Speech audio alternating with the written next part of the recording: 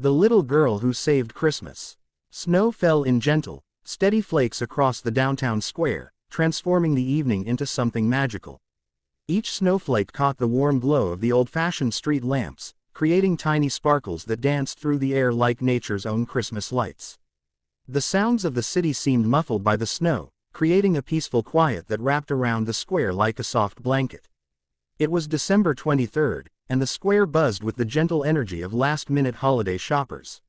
Families walked hand in hand along the snow-covered sidewalks, their voices mixing with the distant sound of Christmas music drifting from the shops. The air smelled of roasted chestnuts from a nearby vendor and the crisp, clean scent of fresh snow. Michael Richardson sat alone on a wooden bench near the center of the square, watching the world move around him. At 36, he had built Richardson Technology into one of the most successful companies in the country, but tonight, surrounded by all the warmth of the holiday season, he had never felt more alone. His expensive coat and scarf couldn't protect him from the cold that seemed to come from somewhere much deeper than the winter air. Tomorrow would be Christmas Eve, and he had nowhere to go. No family gathering to attend, no children to watch open presents, no warm kitchen filled with the laughter of loved ones. His parents had passed away years ago, and he had poured himself so completely into building his business that he had never made time for the relationships that might have filled these quiet moments with meaning. The snow continued to fall around him, settling on his dark hair and the shoulders of his coat. Other people hurried past, eager to get home to their families, but Michael remained still, lost in thought about the choices that had brought him to this moment of solitude. That's when he noticed her. A small girl, maybe 4 or 5 years old, had broken away from her mother who was examining something in a nearby shop window. The child wore a soft blue cardigan over a pink dress that seemed almost too fancy for a casual evening of shopping, and her blonde curls bounced as she walked directly toward his bench with the fearless confidence that only young children possess. "Hi," she said simply, standing directly in front of him with her hands clasped behind her back. "Why are you sitting all by yourself?" Michael looked down at her, surprised by the directness of her question. Her eyes were bright and curious, filled with the kind of innocent concern that adults rarely show to strangers. "I'm just watching the snow," he said softly, not wanting to burden a child with the weight of his loneliness. "It's really pretty, isn't it?" she said, tilting her face up toward the sky. "Mama says each snowflake is different, like people. No two are exactly the same."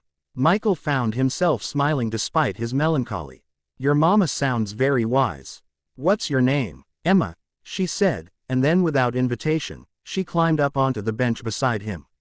Her small legs swung back and forth, not quite reaching the ground. "I'm 4, and I'll be 5 on my birthday. It's nice to meet you, Emma."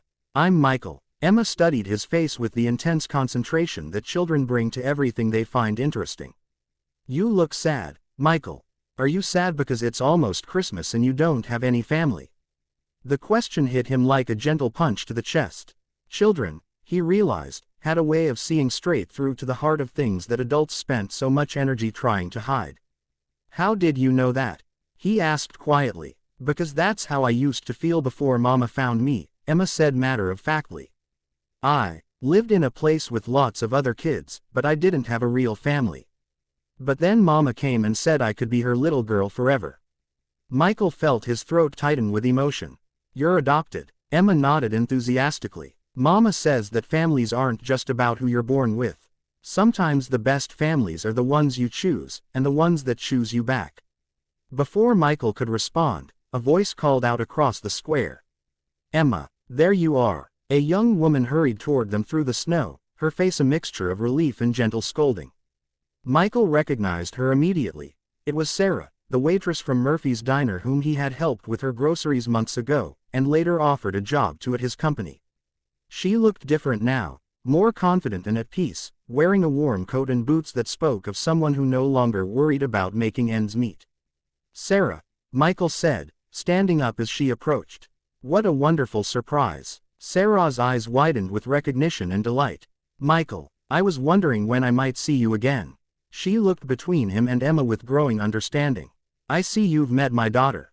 "Your daughter?" Michael looked down at Emma, who was beaming up at both of them.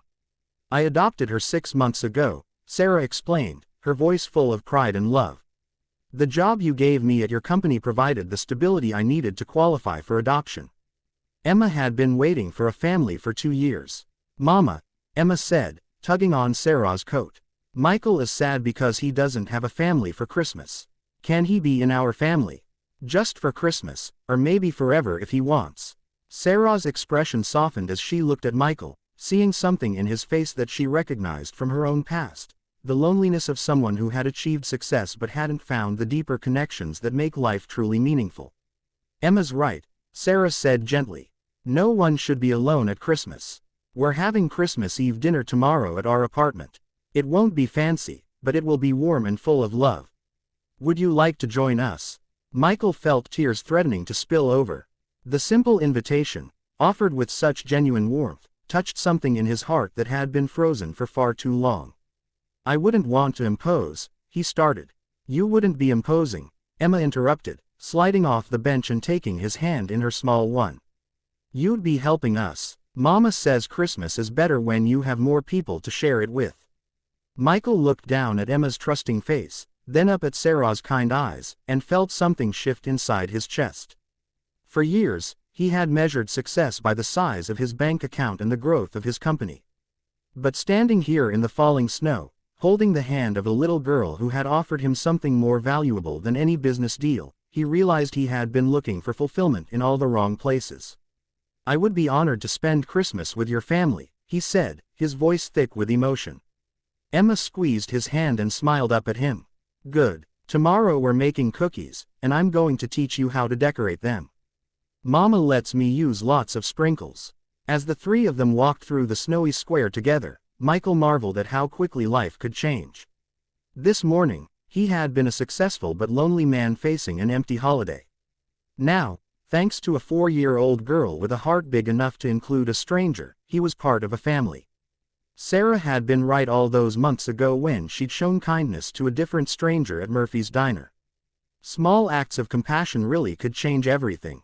And Emma had been right too. Sometimes the best families are the ones you choose, and the ones that choose you back. The snow continued to fall as they made their way through the magical winter evening, three people who had found each other exactly when they needed to most. Christmas, Michael realized, wasn't about expensive gifts or elaborate celebrations.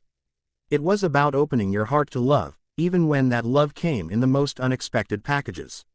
And sometimes, it came in the form of a little girl who believed that everyone deserved to belong to someone, especially at Christmas.